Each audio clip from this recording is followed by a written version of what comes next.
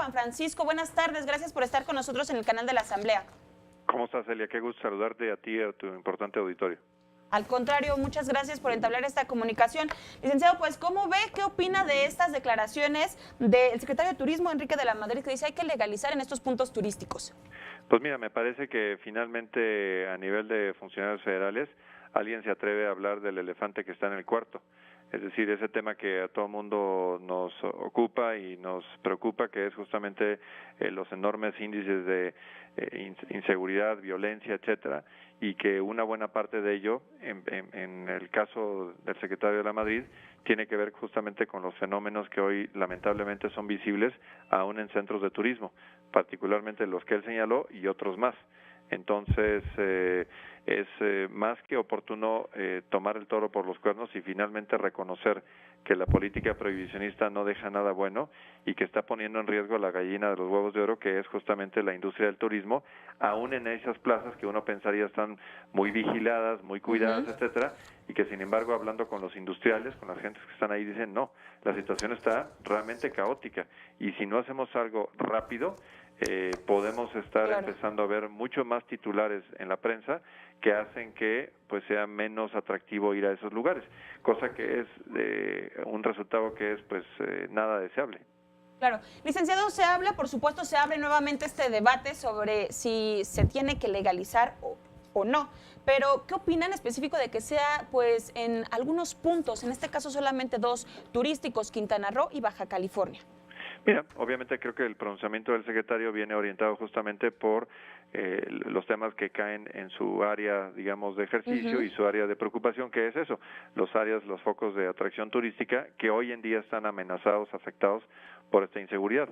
Nosotros ya habíamos propuesto hace varios años justamente que se podía iniciar con un alcance territorial limitado para ir dimensionando cómo es que las reglas pueden ir generando una buena mecánica de implementación.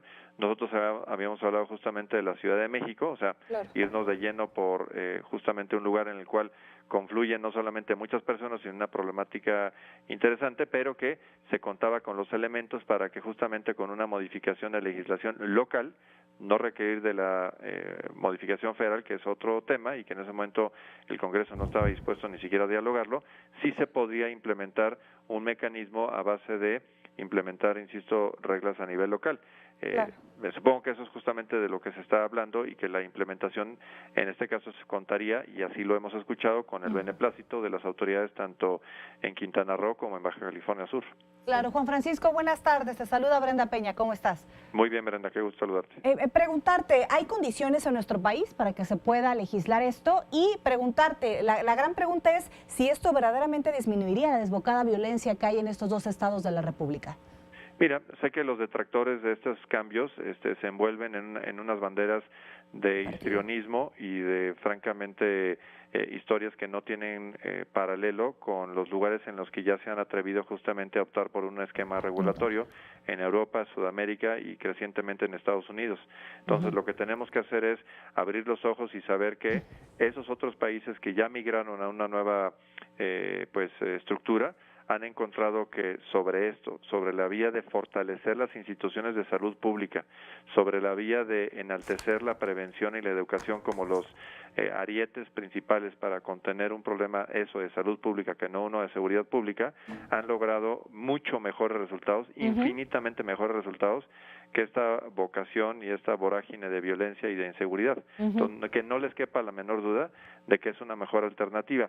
Y pasa por un tamiz muy sencillo, que es, por un lado, reconocer que el flujo económico de la delincuencia organizada en gran medida es fruto de esta monopolio en materia de estupefacientes, y por el otro, que quienes, insisto, enarbolan la prohibición o se resisten a su cambio, dicen que eso nos pondría en una situación de alto riesgo porque las drogas estarían visibles, disponibles, etcétera.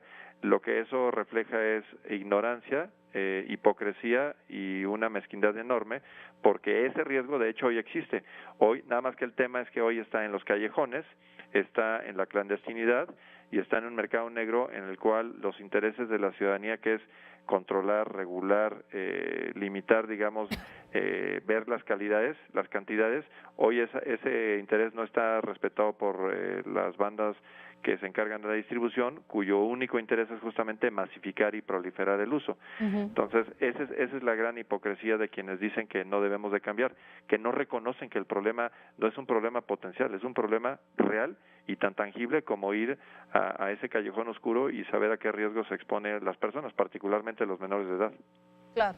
Licenciado, ¿existen las condiciones en nuestro país para legalizar con fines recreativos la marihuana? Sí, te digo, el tema es, nosotros no proponemos una masificación de su consumo o un aumento de su disponibilidad, ese no es nuestro punto.